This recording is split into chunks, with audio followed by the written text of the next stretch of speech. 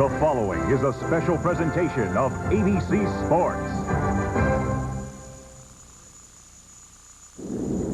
The IRL is ready to take on the fastest one-mile oval in the world. It's the last stop before the Indianapolis 500. Phoenix International Raceway is located in the desert at the edge of the mountains. For 33 years, this has been the crucible in which the great champions are forged. Consider, just last year, young Buddy Lazier slammed into the turn 2 wall here. His back was shattered, 18 different fractures. He then launched into an intense recovery. He was back in the car in time for the Indy 500. In the closing laps, the pain was so intense, his hands were numb, and he had to stretch his arms in the air to relieve the agony. But his perseverance was rewarded with the checkered flag. The Indy 500 became his first ever win, but the joy of victory barely masked the physical pain. There was more surgery over the winter, but Buddy is back here, ready to start inside row 7. He never gives up. IRL engines are racing versions of a V8 you might find beneath the hood of your passenger car. There's two choices. Oldsmobile brings the Aurora. The majority of IRL competitors choose it. It's already a winner in IRL and a winner in road racing. Nissan brings their Infiniti. At the season opener in Orlando, Infiniti arrived with only 3 engines. They left with a 2nd and 5th place finish and even higher expectations once more engines were available. An open test for the IRL in Phoenix tested those expectations, but a full inventory of engines disappeared. One by one, they blew. A postmortem identified the problem as a faulty bearing application. Infiniti made a fix, but the Orlando Euphoria is replaced by a question mark. Are the newly engineered Infinitis ready for Phoenix? They seem to be. Roberto Guerrero leads a field of 3 Infinitis to the grid from his 11th starting spot. In the brief 6-race history of the IRL, there have been 6 different winners, but the most dominant driver in this series is not included in that group.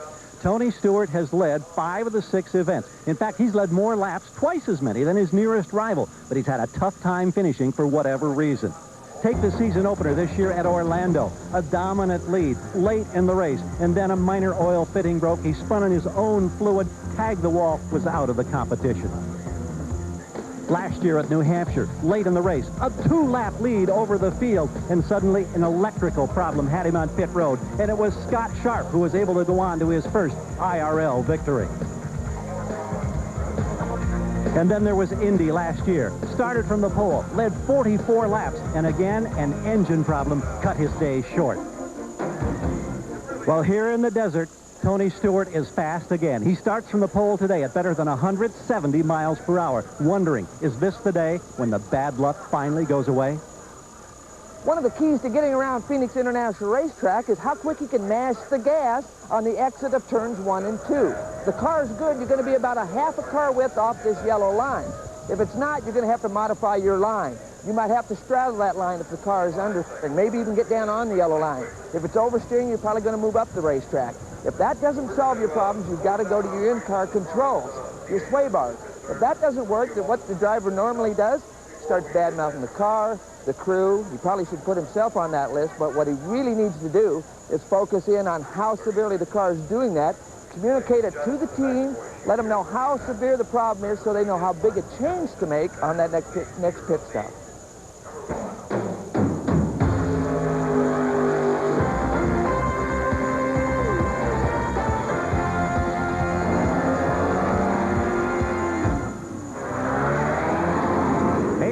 Sports is at the mile in the desert. We're ready for the IRL and the running of the Phoenix 200. It's time for that most famous of all commands.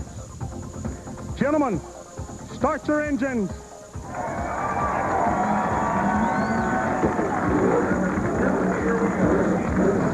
And 22 cars, their normally aspirated engines respond with a roar that echoes off the mountains here and off the grandstands as these cars are ready for the final run before the running of the great Indianapolis 500-mile race. This track can tell you a great deal about how your car will perform during the month of May at Indy. Let's take a look at the grid. On the pole, it's Tony Stewart, his 3rd pole in the 7 Indy Racing League events. And Jim Guthrie will start outside. He graduated from Formula Fords to the front row in 3 short years, but he risked his future to do it. In row 2, it's Scott Goodyear, who finished 3rd at Walt Disney World. And Arie Luyendyk, the defending champion here. In row 3, Robbie Buell, his first ride with Team Menard. And Sam Schmidt, 29-year-old Formula 4 graduate. In the 4th row, Eddie Cheever, the winner at Walt Disney World. And Marco Greco, who has logged 3 straight top 10 finishes. The 5th row, Kenny Brack, a native from Sweden, making his IRL debut. And Roberto Guerrero, who won the Phoenix 200 back in 1987. In the 6th row, John Paul Jr. and Jarrett Schrader. The 7th row is Buddy Lazier, the Indianapolis 500 champion, and Davey Hamilton driving for A.J. Foyt. In row 8, Fermin Velez and Mike Croft, the current IRL points leader. In row 9, Billy Rowe, an Atlantic Series graduate, making his IRL debut. And Dr. Jack Miller. In row 10, Stefan Gregoire and Scott Sharp, the winner at New Hampshire last year. In the 11th row, Alfonso Giafone and Buzz Calkins, who is starting in the rear due to an accident in practice yesterday after he qualified. It was the final practice of the day, and Tom Sneva, it was costly. Well, it was. Poor Buzz is just driving down the back straightaway, fat, dumb, and happy, trying to save his life going into turn 3. He's the only one that doesn't realize that all the oil's coming out of the motor. Obviously, when that happens, the motor's about ready to lock up. The rear wheels lock, sending the car sideways. Just after the car jumps sideways, heads backwards, driver's eyes go shut. He's a passenger and just hanging on. And we'll have more on Buzz Calkins' accident later, but the good news is he was not injured, and he's going to run here today. Now, the Phoenix Mile. This guy has probably won more events in a row here, 5 in a row, than anybody else. What's the key to winning? Well, actually, the key here is traffic, Paul. It's playing the traffic to your advantage, anticipating, predicting what's going to happen before it actually happens. All right, so there are a good many stories to follow here. Let's go down to Gary Gerald. Well, Paul, certainly that story of Buzz Calkins is an interesting. What a past 20 hours for this hard-working team. After the crash yesterday, they went to the transporter. They had a second chassis that was 80% complete. They worked late into the night. They thought they had everything done at 3:30 this morning with the help of a lot of other crews. And then they discovered a fuel leak. They had to really start at the rear of the car all over again. They've worked around the clock. No sleep for any member of this team overnight. Now they think they've got a race car that'll be steady, and they'll try to challenge from the very back of the pack. Jack? Gary, you want to talk about stories? Consider Jim Guthrie on the outside pole, a man who's a major dreamer. Why? Well, 1 year ago, he was working in the parking lot, trying to repair a battered and bruised car to make it simply into the race. Then he was losing close to $100,000 in his racing efforts, borrowed against his house. Guys, he went to 2 Native American tribes. If he's lucky and he wins this race, Gary, he will be in the hole only $85,000. All right, so the field now beginning to form up as 22 IRL cars are ready to take the green flag. They're behind the Aurora pace car on the backstretch as they maneuver through the next 2 corners. They expect to see the green flag. Johnny Rutherford is the driver of the pace car as we look down on this 1 mile in the desert and the little dog leg that makes it even more challenging than a simple straight oval. You saw the front row as they moved through the 51 car. Of course, that's Eddie Cheever, the last winner, very excited about being an owner-driver and taking that victory. Now the front row looks toward the green flag. Guthrie got a little jump on Tony right there, Paul. Wow, who would believe it? Look at Jim Guthrie as he surges in front for just a moment and then drops back in behind Tony Stewart. On board with Guerrero, and obviously if we're taking this shot, something's very wrong as he pulls to the inside. The rest of the field through safely now as they come into 3. And the first mile is complete with Tony Stewart leading Jim Guthrie in the first lap, but Jim Guthrie is right in there and hanging on. There's Guerrero. As they move past him, they've gone yellow. Yellow, you okay? Guerrero's dead 4. We'll get a battery. We'll wait for you when you get here. We'll all day. Apparently, as you hear by the spotters, it's a battery problem with Roberto Guerrero. So they're yellow, and we'll be back right after this. ABC Sports coverage of the Phoenix 200. Brought to you by Goodyear, #1 in tires. Pennzoil, formulated for today's stop-and-go driving. Stop, go, Pennzoil. Oldsmobile and your authorized Aurora retailers. And Foodaba Corporation of America, display technology for the transportation industry. Well, Keith Ward, the chief steward, quickly threw the yellow. He didn't want the field rushing past the yellow Pennzoil car of Roberto Guerrero. Jack Arute, what's the problem? Well, Roberto Guerrero came on to pit road to the Pagan Racing Stable, what they call dead stick, no engine. According to John Barnes, the crew chief, they have an electronics problem. So what they've done is they've gone over the wall. They are going to bring a new battery as well as a new ECM. What's an ECM? For those of you that are laymen, consider it the brain box for all of the ignition system. They're two very small black boxes. Rather than troubleshoot, they'll literally try and check the plugs, and then they'll try and refire the car. Make sure the connections are proper, and then it's all just trying to see if maybe they can get this car to refire. There's Scott Sharp heading into the pits. He got a great start, went from 20th to 16th, but we don't have an indication as why the A.J. Foyt car is here with Scott Sharp at the wheel. Gary? Quick report on the weather conditions. As you know, Paul, it's been unseasonably warm. Record temperatures at this track on Friday and Saturday. Track temperatures as high as 132 degrees. Moments ago, at the start of this race, 123 degrees. So slight improvement. But Tom Sneva, I'm sure, can relate to what it's like to drive on a hot, what'll become slick and oily racetrack before this afternoon is over. Way early now, but later in this race, it'll be a problem. Here are the chassis, the engines, the tires as they're set up in this race. We're ready to go green once again as Jim Guthrie moves just to the inside of Tony Stewart. And we come back to full cat on the front stretch. And he almost had him in the one. That was a great move. Jim is doing a great job on the start and the restart. He's sort of getting a jump on Tony, and it's making it for an exciting show. You see Roberto Guerrero come out of the pits. We're going to listen to the radios here. Jim moved offline coming off of turn 2. Jack Arute. Very quickly, the update on Scott Sharp. A tough break. They had a tire go down. Came in and changed it. But now, it was probably a plus because he was in the back of the pack. Starting to break to the front, though, guys. Now Ari Lyondike from third starts to work on Jim Guthrie. John Paul Jr. moved from 11th up to 4th place.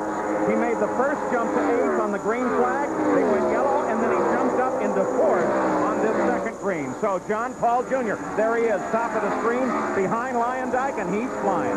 Well, they had an electrical problem qualifying as the reason why his qualifying speed was slow. They seem to be happy with the car, and he's obviously shown us why. There's John Paul Jr., winner at the Michigan 500. Car with a new sponsor, Canemic, a paint and epoxy company. And Paul Daslovich and the crew, they're very, very happy about John Paul's performance. Here is the battle now. Scott Goodyear, Smith, Robbie Buell.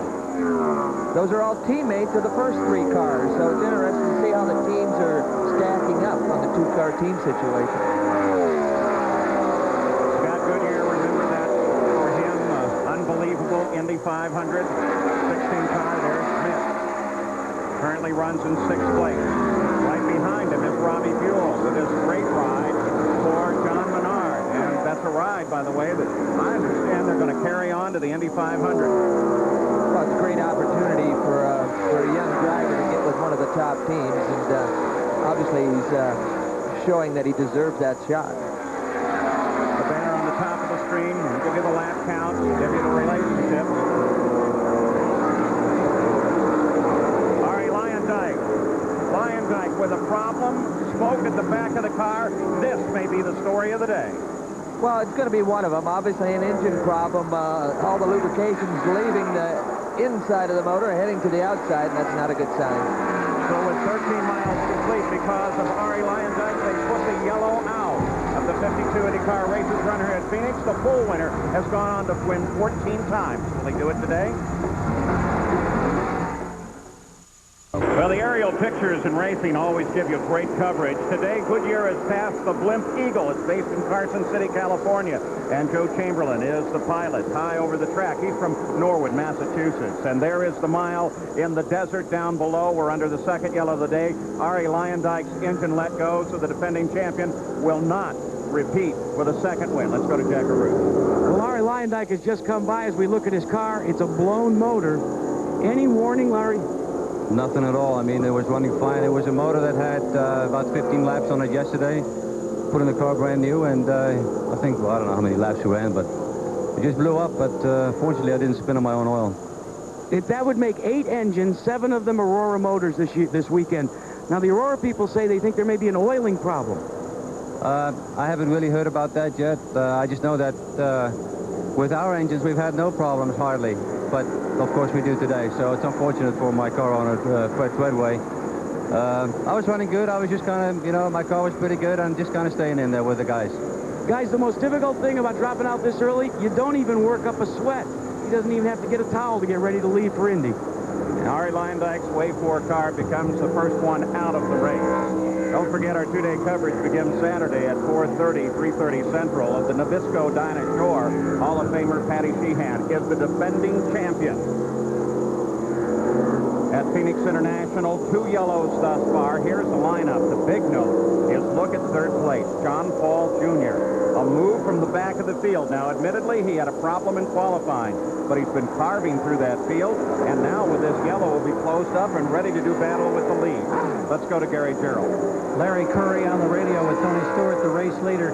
Larry, we've talked a lot this weekend about how this team is focused and motivated. One lap to go, Tony. 1 to go. What's your approach with this team? Because you've been so dominant, but you haven't won. Well, the approach today is certainly to go out and try to finish the thing. And, you know, I told the guys that we simulated a race here after the open test, and we ran 200 miles.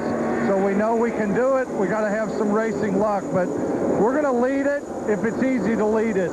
If somebody wants to get more aggressive and we think that's taxing the car, we're going to back off and ride around. Larry Curry, in that simulation, Paul, they programmed in 24 laps of yellow, closed the track, set up the pits. They did the full 200 miles, 1 hour, 35 minutes. They think that's the pace that they'll have to run to today. That's about 23 seconds per lap. We're very close to that. It's interesting that they'll go through all those kind of tactics just to figure out how the race will run. Well, a big part of this is preparation. You know, when the car is right, it's because you've done your homework before the race started. You did your testing. You got your act in order, and it sure makes the race easier when you get all the ducks in a row, and that's just what they're trying to do. Wave it off. We're ready to go green. Jack Arute was ready to report on John Paul Jr. As you can hear the radios chirp out, it is green, and John Paul Jr. makes his move on Jim Guthrie. We look down from the Goodyear blimp. Out in front, there is, of course, Tony Stewart, followed now by John Paul Jr. up to second. Jack Arute, can you give us an update? Well, Paul, one of the great things about this new engine package is you really can get on the gas quick on a restart. John Paul and Paul Tianovich talked about it due to the fact that they were starting so far in the back. They said, every time we get a caution, let's try to do an old-fashioned short track type of start. Mash the gas and see how many cars you can get before the start-finish line. So far, it's moved from the second. I'll tell you what, great run for John Paul Jr. But now here comes Guthrie. Guthrie comes down to the inside, puts a nose in there, looking for racing room. Well, Jim had 2 excellent starts to start the first yellow, and he got caught a little sleep or the motor balked or whatever, but he's right back after him now. Now, you have to remember, he's not accustomed to being up in these top positions. This is great for him this weekend, but it's also a learning experience. Well, it really is, but this kid's awful aggressive. He's a racer. You know, he's got respect for these guys, but he wasn't intimidated, and you can see that right here at the start of this race. And you can see the interval that they've pulled out from Scott Goodyear and Robbie Buell, who are running 4th and 5th. Well, remember that for Guthrie, about 3 weeks ago, he went to his crew and said, guys, we're out of money. We can't even pay you any expenses. All the guys said, look, we hold full-time jobs. We believe in what you're trying to accomplish. We'll work for nothing. We'll pay our own way to the racetrack. This is one of the teams that I think might actually be a vindication for Tony George's decision to go with the IRL. People with dreams and not a lot of cash.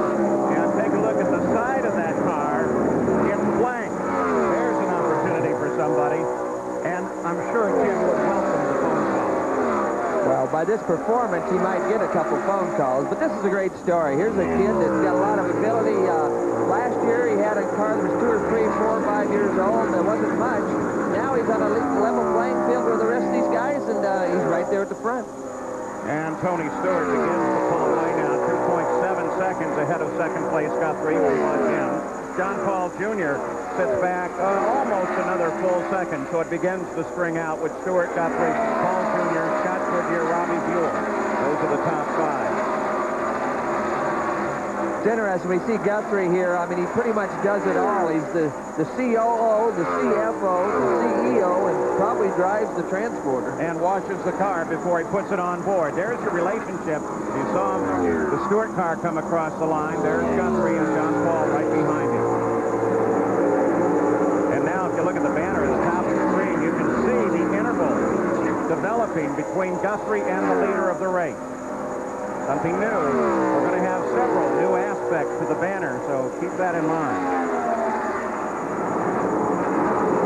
The rest of the field running smooth. We look back now. There is Goodyear and Buell.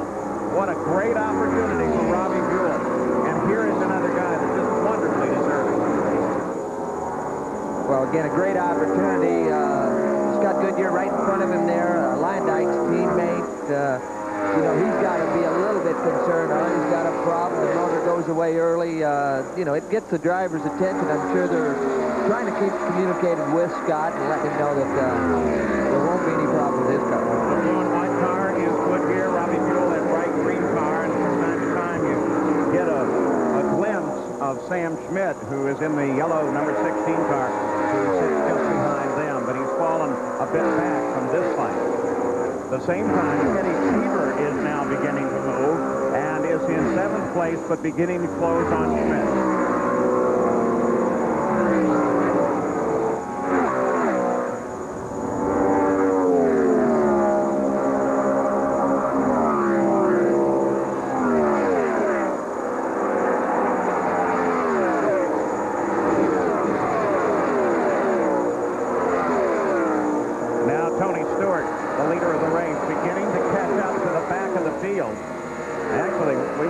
He would have been there faster than this. Let's just ride, and we'll also keep the two-way radios open.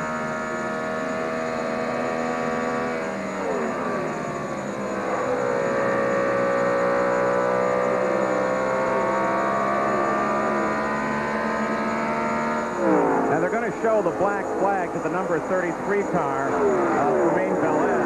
Now remember, black flag, we more often see it as a penalty, but it really means come in for consultation. In this case, they've seen some smoke or something at the back of the car, and they want to get the car into the pit. Well, that's the thing, Paul. A lot of times it's a safety situation more than a penalty situation. And in this case, if the car's leaking fluids, you got to get it out of there. Alfonso Giafone has come now from the last row, and you can see that he's running well up in the field now.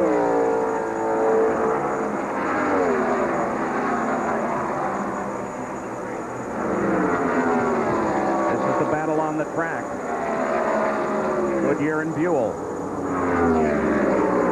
So you kind of wonder if it isn't the instruction to Buell to keep that car a little safe, just in case Tony Stewart has a problem. Here is Bud Hawkins, winner a year ago at Walt Disney World, the Bradley car, and this is the backup to the one he crashed yesterday. Well, it is the backup. They didn't get much time. They worked all night to put this thing together. He didn't have any track time with the car, so they probably didn't get the setup where they needed to. There's going to be 2 or 3 pit stops. You'll be able to make adjustments and probably make that car a lot better later in the race. Yeah, Calkins in 17th. In 18th is Buddy Lazier, but Buddy Lazier is headed down into the pits, and he's taken the steering wheel off, so he hasn't failed the system. Apparently his system has failed him, Jack. Well, the word we get is that he has blown his engine. Now, remember, that's an Infinity motor. So the score today is Infinity 1, Aurora 1. We'll get to Buddy and talk to him. What a bad story. That's sorry to see that. Especially sorry to see yet another engine go. As the yellow comes out, because they're concerned, I'm sure, about oil coming off of that engine. So the situation is that we're under yellow once again with Tony Stewart in the lead. He's led over 400 laps in 7 IRL races. We'll return with more of the IRL Phoenix 200 after this message and a word from our ABC station.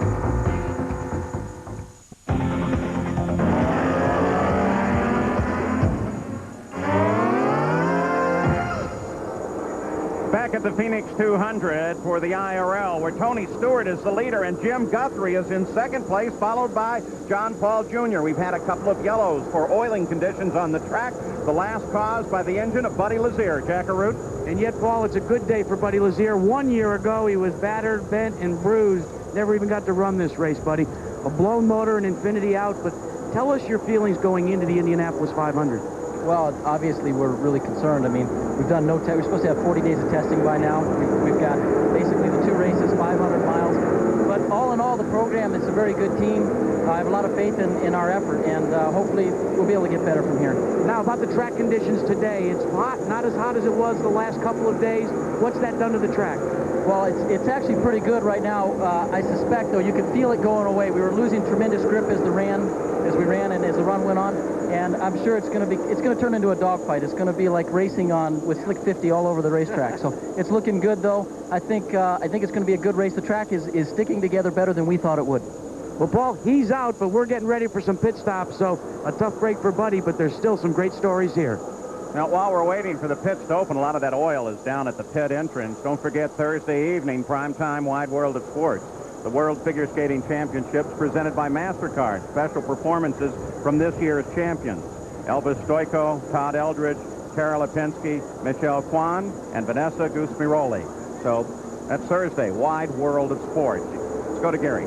And while we're waiting for pit stops, we're at the Tony Stewart pit, but right next door is Dr. Jack Miller, the racing dentist. He's been into the pits a couple of times already. Intermittent fuel pressure problems plaguing the number 40 car. And a little further on up pit road, difficulties. We saw the black flag for Fermin Valise.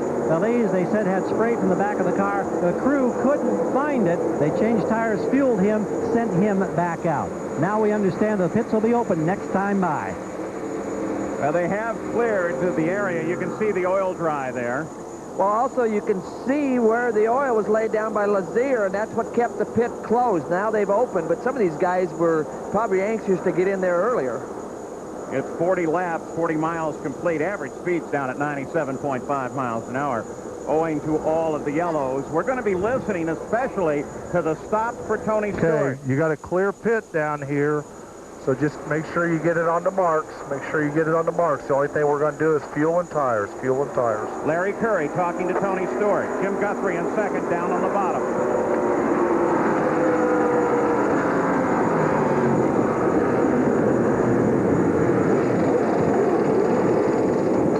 Don't forget to reset your fuel counter.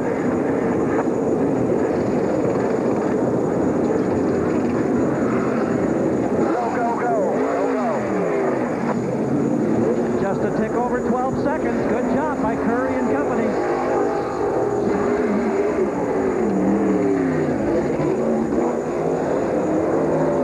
Oh, you saw how the team was fired up on the pit stop. You heard them talk about the fuel counter. Don't forget to reset the fuel counter. Again, that indicates what kind of mileage you're getting and how much fuel they have left in the car, and you got to reset it after every stop.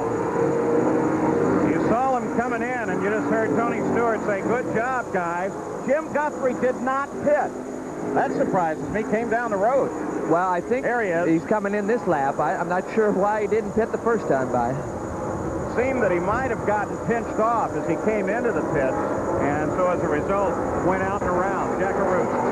It should be a nominal stop for Jim Guthrie. Remember, as we said, these are not professionals, so they want to make sure they do it all right. Already one miscue. They weren't able to get the air hose correctly connected. The car went up momentarily and went back down. Has not cost them a lot of time, though, in terms of the pit stop. Very much, a lot of poise, and Guthrie lights up the tires. But John Paul has a problem as well, guys. Yeah, they're working at the side of the car down where the electronics are located. Yeah, it's hard to say. This electronic stuff, you know, we thought when we took the turbochargers off these things that we'd eliminate some of that, but there's still the fuel management program, a lot of electronics on these cars. It's been hot here in Phoenix, up in the high 90s earlier in the week, but it's down to a fairly comfortable temperature with a breeze coming head-on down the front straightaway. And by the way, maybe what this did for Jim Guthrie by going out and around, it does give him a lap in the lead with Giafone running in second. Gary? Checking on the progress of Roberto Guerrero, we saw him at the very start of this race with the problem when he lost power. They changed only the battery. They did not change the ECM that they thought about changing. The car has has responded well. They made a change on this current round of pit stops for a little bit of push in the racing setup, but with fingers crossed, John Barnes and company down here say we're back racing.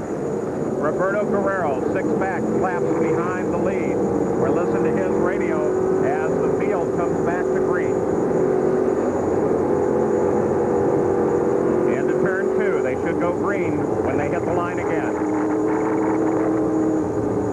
Paul, even when they're down this many laps, they're going to use this race as a test situation. Indianapolis is coming up. They need as many miles on these engines, these cars as they can get. So he's going to be battling. Well, with his stop, Jim Guthrie has fallen back. Our lights are off. And Alfonso Giafone is now the leader of the Phoenix 200. Eddie Cheever is in second place. That's the way they'll be when they come back to the green. Brack is in third, followed by Sharp in fourth. Jackaroo. Quick report on John Paul. Electrical problem. Same problem, according to Paul Diatlovich, that they had when they tried to qualify, guys. Here's the battle as they come back to green. The 17 car, that's Giafone. But keep an eye on Cheever in the 51 car. Good wheel-to-wheel battling right there. I don't know if you noticed right off the right front, there was a shadow there. Those cars are running real close. And this shot for a moment was from the 4 car, Brack, as he was lined up behind Cheever. Whoa, look at the traffic. Down the front stretch, Brack almost gets into the side of the 50 car. You're on board with him again. Well, this is a 1 mile oval. This is what makes it fun from the driver's standpoint. A lot of traffic, a lot of action, a lot of dicing. Giafone, Cheever, Stewart. Looking back from Cheever's car. Stewart closes in. Starts to the inside. On board Stewart. Cheever just ahead.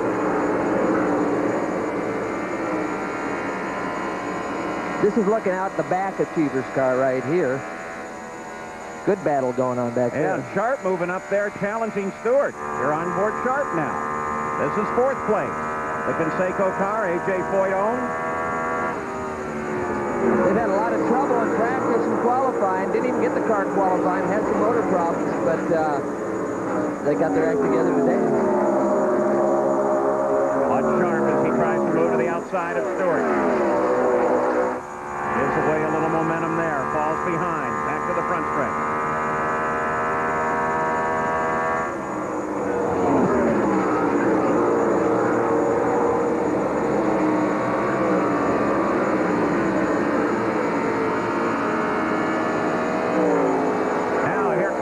Once again, tries the outside. Stewart tried it last time. Didn't pay off there. Will it pay off here? Sharp comes wide off the corner. But so does Stewart. Into 1. You can see Tony get into the corner a little bit harder, but Sharp gets the power down on the exit of the corner and closes the gap again. Come around some of the back of the field. Fight continues. Cheever, Stewart, Sharp. On board Sharp. Well, look at Kenny Brack making a move on Sharp. So we've got a pretty good battle going here. There's 2 or 3 cars. If they hiccup a little bit, Brack's right there. Kenny Brack, the monsoon car, driving for Rick Gallis. Look at that. Boy, look at that. Cheever just rolled out of it a little bit. I don't know if he's got a problem, but he just got passed by all 3 of those guys. At first, I thought it was just a great pass. Now I'm not sure at all. I think Cheever may be in trouble.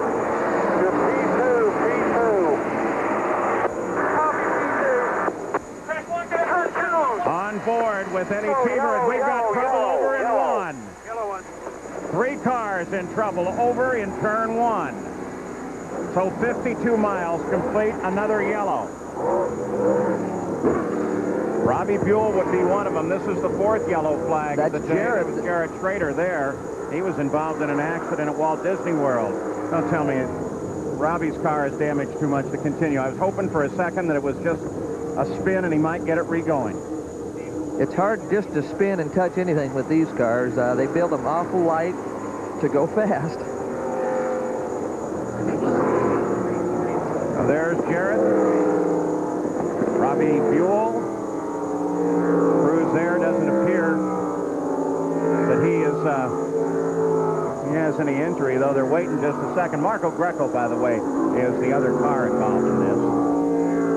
And the USAC safety crews on the scene with all 3 cars. And, of course, the whole trick is to take it very carefully.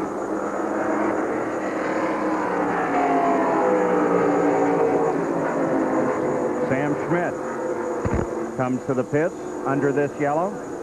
That wasn't a change. That was a monstrous change. Well, look at the nose. He's obviously run into some debris, but you saw him on the right or the left front there making a big wing adjustment. It looks like the car must have some understeer, and they really did quite a big change. Now here's Marco Greco. He locks him up. That's Buell down low as he slides through, gets backwards. Green car is Buell, and apparently Jared Schrader was ahead of all of this. So in doing his spin and maybe pitching some oil, he created an accident that Marco Greco and Robbie Buell both got into. So we're under our 4th yellow of the day with 53 miles complete, and Alfonso Giafoni, driving for Joey Chitwood Jr., is the leader. Phoenix 200 with the IRL. That blue and white car belongs to Scott Goodyear. He's apparently out of the action too. We'll track him down, but let's take a look at the situation that set up this yellow. Yeah, everything's already started to happen. I don't know if we got fluid on the racetrack. We got obviously the car up into the wall, but Buell down here looks like he might get run into from the backside to cause his trouble. Or if there was fluid up on the track that caused Jarrett's situation, maybe that's also the end of that. They've put Jared Schrader in the ambulance now, and we'll give you an update on that. There he is there as soon as we get the report. Now let's go to Gary Gerald. Checking on the progress of Eddie Cheever. He was there battling, challenging for the lead. Went into the turn, and the crew said something went wrong electronically. It was like a misfire. It was like the engine wanted to shut down. Then it burbled back up, got to full power. He slipped back a couple of positions. Now remember, he didn't pit on that initial yellow. Just check with them. Are you going to bring him in? No, we're going to keep him out at this point. So they're rolling the dice a bit, going to gamble. They say right now we think we can get to at least lap 72. And of course, as each one of these yellows tick by, it may be a little bit longer. Jack? Gary, I'm down here in Buzz Calkins' pit, and I've run into a guy that doesn't look like he's doing much, but he's in his off-season. The head coach for Rick Neuheisel for the Colorado Buffaloes. And Rick, according to race control, all the drivers are okay from that accident. But what I want to know is, at Indy, you ran the pit board. Here, they give you nice fireproof gloves, but you're not doing anything. You know, I've become too high priced. I'm holding out. After my excellent performance there at Indy, I just said, listen, I'm going to need a little bit more, Brad, and he's been unwilling to do it, so I'm just hanging back. Yeah. In a serious moment, we were treated to some great football from you guys in Colorado, but what I want to know is, you once told me in your office you admire a driver, and you said that there were a lot of parallels between a driver and a football athlete. Tell me about it. Well, I just think that, you know, you're in your own little element there, and it's been a great privilege for me to get to know the Calkins family and to be a part of their team, and as much as I do. But I just get a big charge out of being involved with this, and these guys are special athletes. We all think of them just as drivers, but the truth of the matter is they really are well-trained guys, and the mental discipline it takes is really phenomenal. Well, now, these guys pulled an all-nighter. What I want to know is, were you up all night? You know, I did get some sleep, but I was up at 4 a.m. with my new son, Joe, and I took the reins. I promise. I was doing that feeding, thinking about these guys up all night, saying, you know, I'm doing my part, too. You know, I've heard that in the locker room, Gary, before. Well, here's Scott Goodyear, who obviously is on the wrong side of the wall.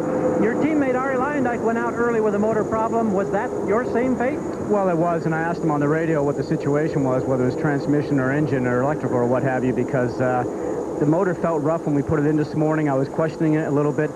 Didn't have any go on the start at all. Had no power on the start, no power on the restarts. It just had no power at all. The car was working well. The guys in the Nortel team did a good job. We got the car working good for qualifying. Handling was good in the turns. No power. Now, everybody is, of course, targeting Indianapolis. 500-mile race. Everybody's concerned about durability. That's got to be a tough frame of mind. It is.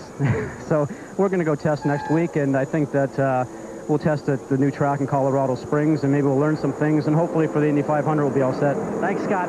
Paul? Well, interesting move. The leader, Tony Stewart, came into the pits under this yellow just a second ago, and here's Eddie Cheever as well. We'll be back after this.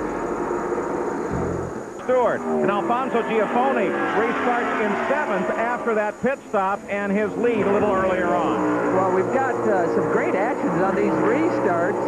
Scotty got a great jump, as we see, coming down for the green flag right here. On the inside, it's tough to get the power down on the inside coming off of turn 4 like that, but Scott did a great job, had the inside line, and Stewart just had to let him go. That gave him the lead. He still holds it with Stewart in 2nd, followed by Jim Guthrie, Marco Greco. Now, Giaffone's gone in and out of the pits again. Also, I'll give you an update on John Paul Jr., who is now 19. They've got some sort of an electrical problem. They changed everything on the car. None of it seems to be doing much good, but they're continuing to work on it. Scott Sharp pulls it off the track in the first turn onto the pit road. Let's listen.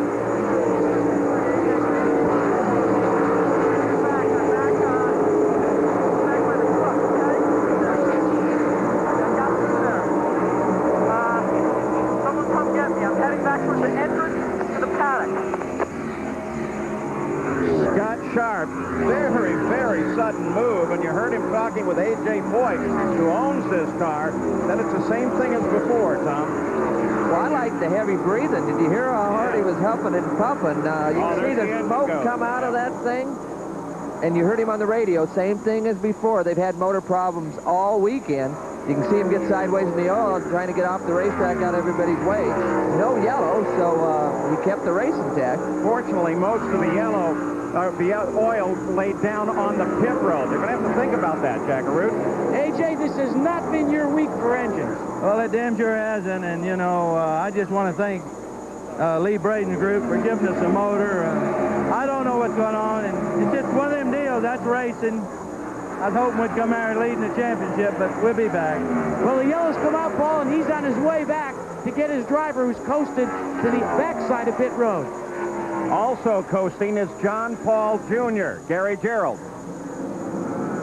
As they go to yellow, Gary Gerald, you there? Yes, indeed, with Robbie Buell, who's just been released from the safety center.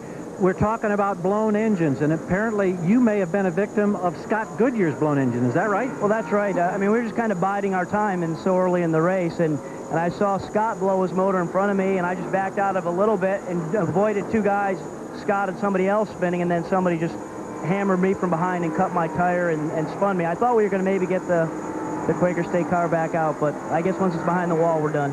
Well, we look forward to much better fortune in Indy. Thanks. You bet. Well, in that battle of engines, 1st through 9th is all Aurora's. Infinity runs in 10th. We'll return with more of the Phoenix 200 after this message and a word from our ABC station.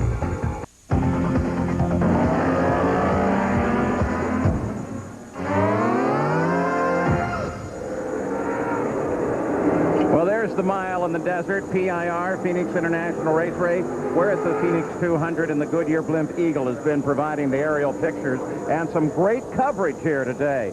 They travel over 100,000 miles a year in these blimps just to cover these great sporting events. Now, at the start of the coverage here, we were talking about Buddy Lazier and whether or not he could gut it out another race and go into the Indy 500 in a great position. Well, he could. Apparently the equipment couldn't. He's out of the race. Tony Stewart, well, he's led every race except one, and he is led in this one and is the leader right now. Talked to Davy Jones, by the way, on the phone, and he's not going to try to run the Indy 500. His recovery's doing well. He appreciates all the cards and letters, but he says after May would be a proper time to come back in a car. And, of course, the engine stories, that's the real key. The first 9 engines are Aurora, then there's an Infinity, but we've seen engines blow throughout the day. 14 cars are left on the track. Now let's go to Gary Gerald. Well, here's one of those men who's had engine problems all weekend, Scott Sharp. We heard you on the radio telling AJ, same problem as before. Engine motor related, I assume. Well, yeah, Gary, the motor was pretty tight all race, really. I could just feel it at the high revs. I tried to run, 6th gear and as low as revs, try to take it easy, and really at that point there's nothing you can do. And all of a sudden I just came off the corner and it just really tightened up and the motor blew. It's a shame. Is there testing scheduled before you get a chance to get on the track at Indianapolis for the next race? Well, yeah, we're going to test at Indy for Goodyear a couple times, and we'll be strong there. We just got to sort through some motor problems. AJ really had the Conseco car running well. It's a shame for the whole team. How frustrating is it for a race driver? Well, we got to get back upstairs. Thank you, Scott. Thanks. Well, let's make it 15 cars in. John Paul Jr., they got him running them again. Now, tonight, ABC starts with Lois and Clark, followed by America's Funniest Home Videos. Then Lisa Hartman Black stars in the world premiere of the Sunday night movie Out of Nowhere. That's all tonight here on ABC. Eddie Cheever comes in, just splashing some fuel in, Jackaroo. Going green. Get a run down the back straight now. It's going to go green. Whoa, there's where the spotters pay off. They're telling Cheever, go ahead and run hard. Yeah, but he's going to catch the field long before it begins to accelerate. They're trying to keep that field slowed down until they get off of the fourth turn, Tom. Well, they're doing a better job. They're keeping the race cars be tighter to the pace car, and I think it's going to make for better restarts. Here we go. The word to Tony Stewart as the green comes out, being chased by Jim Guthrie. So back to the start of the race, set up all again. Third place, Marco Greco. Interesting story with Greco. They borrowed a motor from A.J. Foyt. Now, Foyt's got engine trouble all weekend. Why would you go to Foyt to borrow a motor for this race? Davey Hamilton runs in fourth place. Kenny Brack sits in fifth. Look at that lineup on the straightaway now. There's Hamilton chasing Greco. Well, Davey started sort of far back. He hasn't had nearly the trouble in the same car as Scott Sharp all weekend. They haven't had any motor problem. Scott Sharp's lost 2 or 3 of them now. On board, Brack's car, the number 4. Hamilton just ahead, front stretch, looks for room. He got a good run on Davey off of 4, and he's going to get him on the inside getting into number 1. So the A.J. Foyt Power Team car is overhauled, and Brack moves forward. In the battle of tires, Goodyear now runs 3rd, 4th, and 5th, while Firestone 1st and 2nd.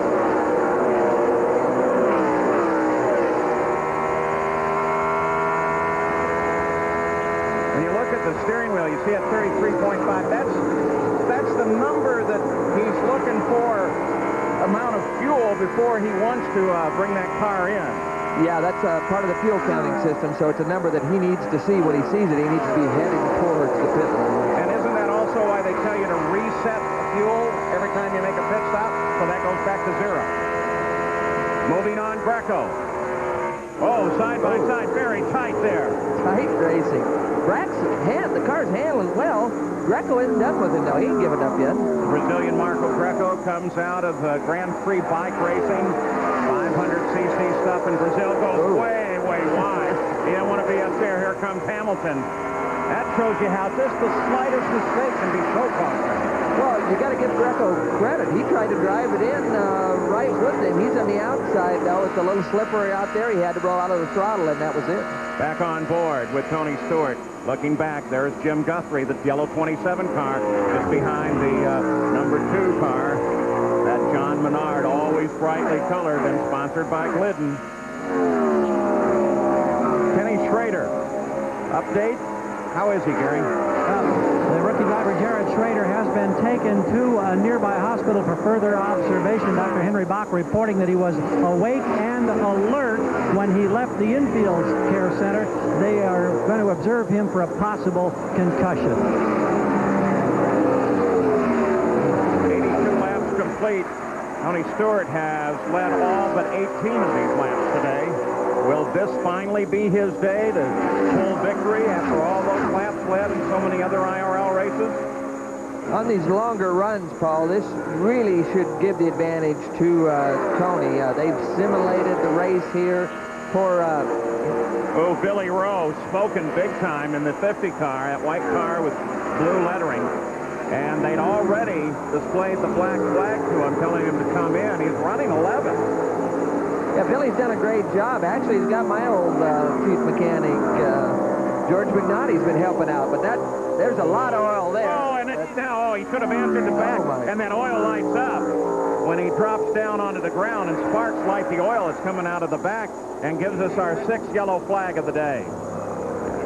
You obviously could see all the fluid coming out of there. That's either a case where the crew didn't let him know. The driver's always the last one to know. He's so busy with what's going on, he doesn't realize. He's not looking at the gauges. You see, it looked like the camera lens got a good dose of the oil as well as the USAC safety team arrived. Tom? Well, you can just see oil everywhere. I mean, this thing's junk, and he's just spinning in his own... A lot of fire underneath.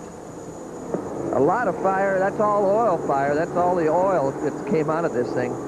Again, you can just see it. It's laying down. The right rear is going to get it here. As soon as he puts a side load as he enters the corner, as soon as any kind of lateral G-force comes in this car, he's going to be along for a ride. And again, he's trying to pass a guy. He's not even aware the fact that he's got a big problem. The officials did recognize it and had the black flag ready for him out on the front stretch as he came by.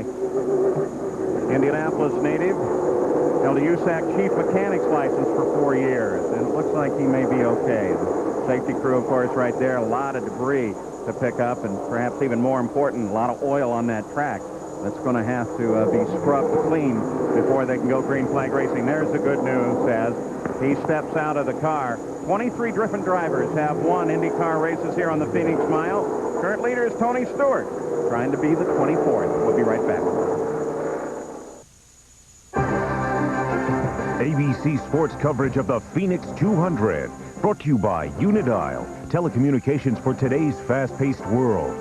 Old Spice high-endurance deodorant for... Our sixth yellow of the day with 88 laps complete and the average speed almost unmentionable at 89 mile an hour. Remember, they track here both the speed during the yellow as well as green flag, and that brings them up to the average speed of the race. Tony Stewart is the leader under the yellow. I wonder about whether or not he's going to get a little splash and go. Jim Guthrie is second, and giving the monsoon car a great ride is Kenny Brack, riding in third place, and Davey Hamilton driving for A.J. Foyt in the power team car is sitting up in fourth. Marco Greco, and you saw him, he drove that car deep into the corner. His international sports car is now sitting in fifth place, followed by Cheever, Giafone, Schmidt, Gregoire, and Mike Roth, the points leader coming into this race. The average speed here right now is the slowest since Lloyd Ruby won in 1967. They're dragging the car around to 4, but they still got a ton of oil, a lot of oil dry still. At 86 miles an hour. There you go. The key here is that we got big motor problems. Reliability isn't there. And this is almost where Indy cars get too high-tech. Maybe just a simple idiot light on the dash to warn the driver. The driver's so busy out there, he didn't have time to look at gauges, but if he had an audio signal or a big red light that would come on as oil was leaving these engines, it might save some of these problems. It might warn the driver, a simple method that could keep a lot of cars and drivers out of trouble. Well, especially, you know, the Pi dashboard, you can set up, it's a LCD display to set up about any warning you want. We've seen some fairly interesting work with that. You know, a bright red light up on the top of the dash itself. Scott Pruitt a couple of years ago had some LEDs in the visor of his helmet that would flash if the oil pressure suddenly went on him. So there was a lot there. Jackaroo? Paul, that's what I was going to tell you about, is there's experimentation going on right now as we speak with folks from General Motors and Delco to have a heads-up display inside the helmet. Now, Tom, you say that you're so busy when you're driving down in a race car. What would happen if all of a sudden you've got all that stuff showing kind of in a virtual reality type effect in your visor? I'd be short on quarters probably before it was over. So, we're still under the yellow here. That's Jim Guthrie weaving back and forth, trying to keep the tires clean. He's in second place behind the leader, Tony Stewart, under yellow. The Phoenix 200, we are still under yellow. 14 cars still running. 5 lead changes among 4 drivers. Tomorrow on ABC is Oscar night, with Billy Crystal hosting the live broadcast of the Academy Awards, and a new Barbara Walters special with Oscar nominees Lauren Bacall and Woody Harrelson, plus Harrison Ford. The whole night starts at 8 p.m. Eastern, 7 Central, and 6 on the West Coast. That's tomorrow on ABC. And there's the yellow flag, and the reason they are under yellow is right here. This is the engine going on Billy Rowe's car. They had given him the black flag. The officials noticed it, but he kept his foot in it. And by the time he got to turn 3, enough oil had come out that this was the result. The fire is the oil that was sprayed out of the car, burning underneath and ignited by the friction of the impact. And in the driver's defense, a lot of times you're pretty busy out there in traffic and you won't notice the black flag the first time or two, and especially if you don't have radio communication or a pit board to help you with that stuff. Again, you're awful busy and you won't notice it the first time or two. I didn't mean that to be a criticism of Billy as much as that the officials are on top of that stuff. Oh, yeah, no. Try to get that information to the guy because they know unless he's staring in his rearview mirrors, you're not going to see it. We've been talking about that whole thing, Tom, with the light. What if you're in the lead and that oil pressure light flashes? Well, that is amazing. I've been there and done that. You know, you see that if you happen to see a gauge or a light come on and the car's running competitively, you just assume that the gauge is bad or the light is malfunctioned. You just keep your foot in it until something happens. Looking back from Brack's car, as we're still under yellow, we should be going back green shortly. We'll return after this message and a word from our ABC station.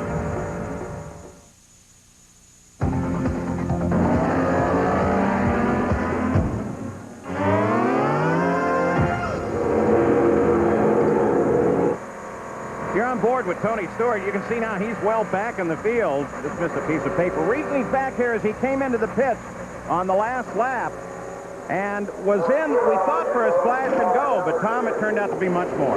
Well, we heard over the scanner that he's not happy with the handling. He's still got some understeer.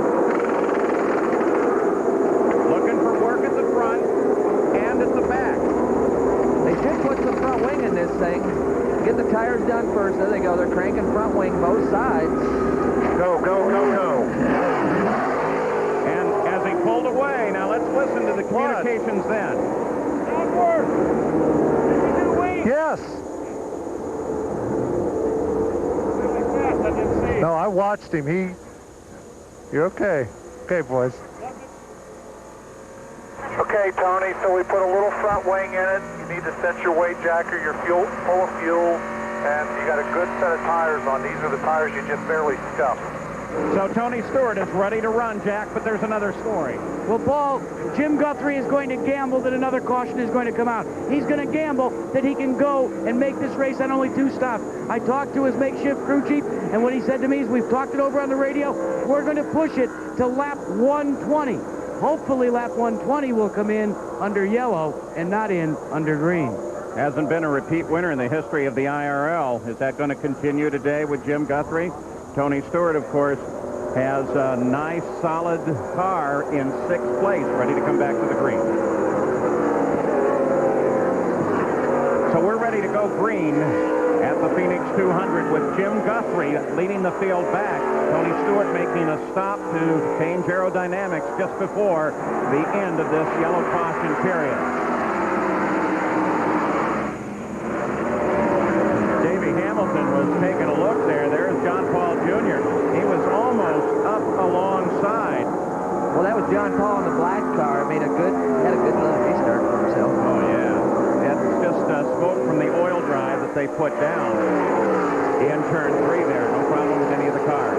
Well, you don't know. The first time or two you run through that oil dry, you're not sure what it's going to be like. So the driver's a little bit on his tiptoes with this much trouble that's happened on this racetrack. 3-way battle for 2nd place. Brack's holding him off for a moment, but Davey Hamilton is sitting right there. And, of course, he's got some competition coming up from behind as well in the person of John Paul Jr. Now, John Paul is simply trying to get back a few laps. He's not in this fight, but he's very definitely a factor. Well, he's been fast in the racetrack. The problem is they've had their electrical problems and whatever, so they spent some time in the pits. But he's a racer. He's going to go out there and mash the gas. We've just passed the halfway point, so it is an official race. You're on board now with Eddie Cheever. He runs in 5th, 6 seconds back from the lead.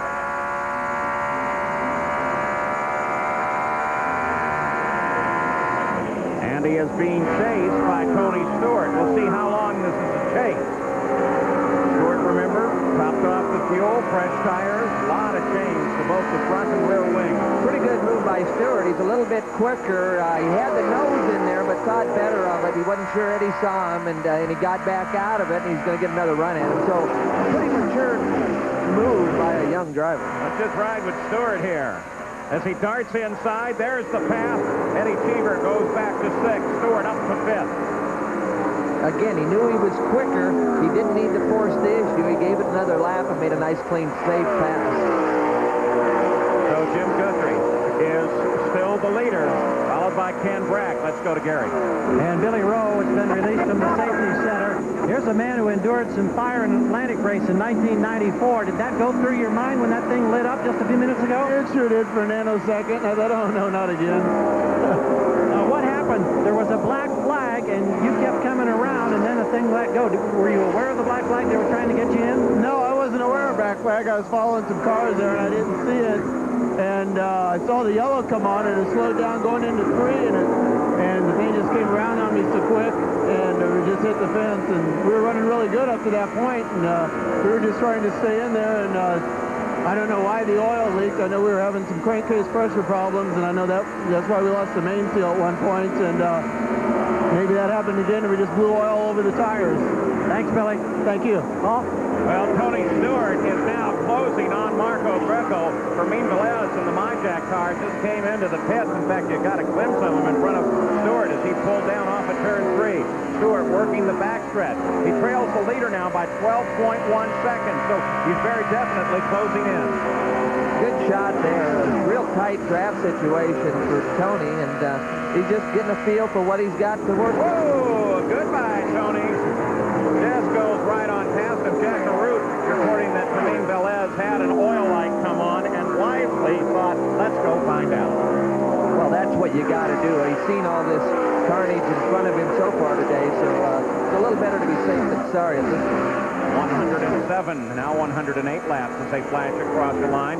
Tony Stewart still in pursuit. Eddie Cheever coming up on Marco Greco. Right now, the balance is definitely better.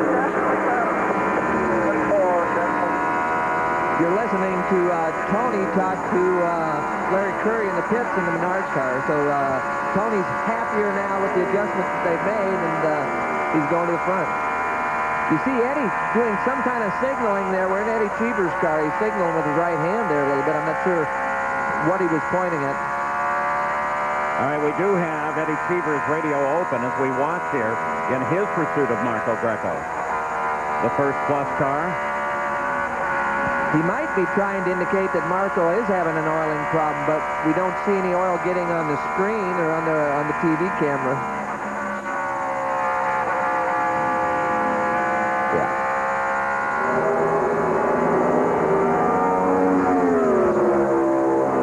Greco, Cheever, battle for 5th.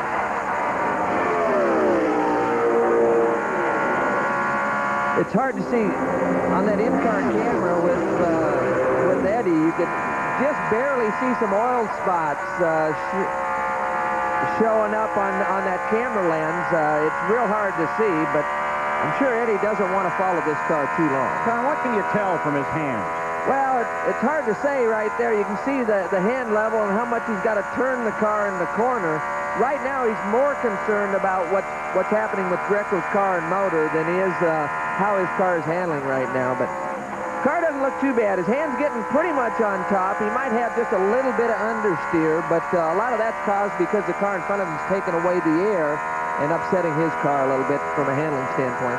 If you got one of those giant screens at home, maybe you can see it. We can't tell the specifics here, but looks like the tachometer right in the center. Of course, also emphasized by a bar graph that goes across the top, but on Cheever's car, you get those revs. Well, and you talk about revs, Paul. I mean, they're turning these things somewhere right around 10,000 RPM. They might be a little bit under that for the race.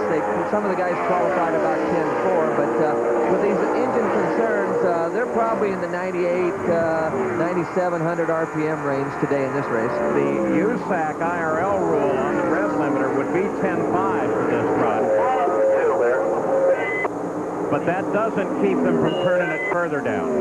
No, they put a maximum on. I think that's good. It'll be a reliability thing. It'll be an equalizer. I think it's a great rule. Let's start to wonder about the leader, Jim Guthrie. A very light car, 10 seconds ahead of second place, Kenny Brack. but due for a stop now. We're at the 114th lap. I would assume he'd head in any time. Now remember, this is a crew that has not been in this position. You assume that their calculations are going to be good, but it's so easy to make an error there. We saw Eddie on an in-car camera just a minute ago in heavy traffic. This is where the driver earns his money. Up car off the edge, and that's the Giafone car, was the leader early on. And smoke at the back of the car. Yellow comes out. The yellow comes out. Boy, is this a break for Guthrie. So Guthrie should be able to make his stop that he was anticipating under the yellow flag. And boy, oh boy, is that going to work out. Jack? Well, Paul, when that yellow came out, this entire crew for Jim Guthrie, they jumped about 6 feet off the ground. I bet they did. I mean, you would have thought they just won the race.